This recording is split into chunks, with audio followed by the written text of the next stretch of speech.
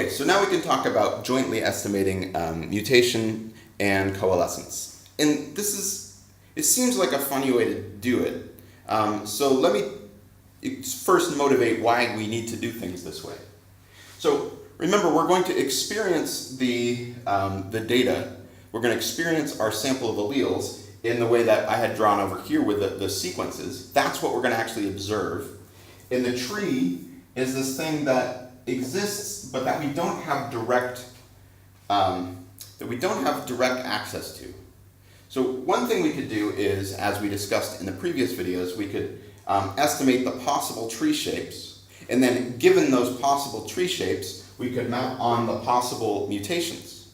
But that just ends up being unnecessarily complicated because now we're talking about two things we don't know about and estimating them both. So that would be computationally and mathematically more difficult. So there's this trick that we're going to work through right now where we can do the two of them together. Okay, so before, when we started with our sample, we would just follow it back in time and wait till there's a coalescence. And so then that would give us some tree shape. But in fact, we don't just care about coalescences, we also care about the mutations. And so, so what we can do instead is, starting with our initial population, we're going to march back in time, generation by generation. And instead of asking just for coalescence, we're going to ask, how long do we have to wait till there's an event?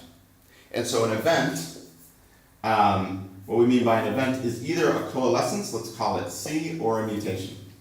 So now we've written down the probability of the rate of coalescence. We've said that for our sample of n, that our rate of coalescence is equal to n choose 2 times 1 over n.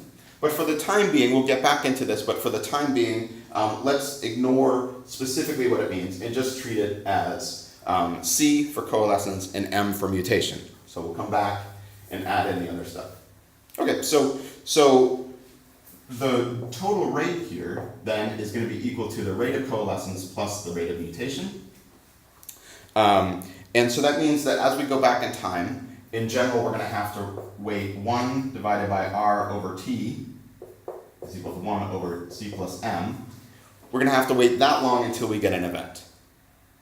And so as we go back in time, so we're going to have to wait. So on average, this first interval now, instead of just being 1 over C, is going to be 1 over C plus M.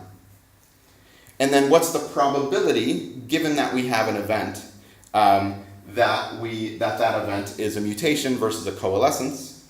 Well, we said in the last video that the probability that it's some event, some ith event, given that there is an event, is equal to the rate of the one event divided by the total rate. So in this case, that would mean the probability that the first event is a coalescence, or the probability that there's a coalescence given that there's an event, is going to be equal to C, the rate of coalescence, divided by C plus M, the total rate at which events are occurring.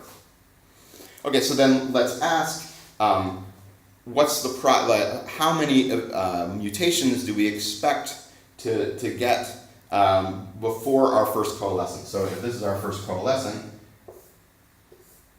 so now we have our coalescent and then our other branches.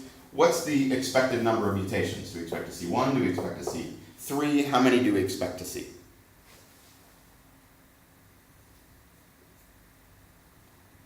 Okay, then, so in general, we could ask, what's the probability we see no events? Okay, so we said, I'm sorry, what's the probability we see no mutations before coalescence? So we've got our two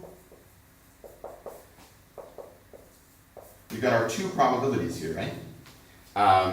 And so we can ask, okay, so what's the probability that the first event, so what's the probability that we have 0 mutations before our first coalescent? So that would be the probability that the first event is a coalescent event. So that would be just C divided C plus M. Okay, so what's the probability that we have one mutation before our first coalescent? Well, that would be the probability that the first event is a mutation times the probability that the second event is a coalescent. What's the probability that it's 2? That would be M divided by C plus M squared divided by C plus M, and so forth, right? And so this is our individual probabilities, and I'm just going to point out to you that this actually looks quite similar to what we were working on in some of the earlier videos, which is we can recognize that we can rewrite, if we set this value equal to R, then we can notice that this other value, so that's equal to C plus M minus M over C plus M, which is equal to 1 minus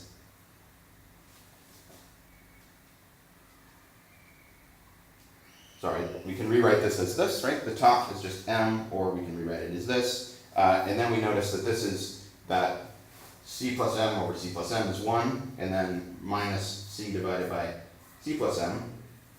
And then we get that this can be rewritten as R, because we just set that equal to R. And so we see that our two things are R and 1 minus R. Okay, so now we can plug those things in here. So then what that would mean is that this is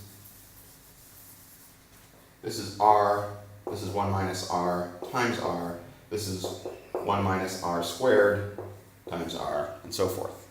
So you see that it looks just like our weighting process, where instead of weighting numbers of generations, we're weighting numbers of events, right? So this is, exactly like our any weighting process. We just have to recognize that this can be rewritten as R. So then, now we can use the math that we worked through to say, what is our expectation? What is our expectation of the number of mutations before the coalescent?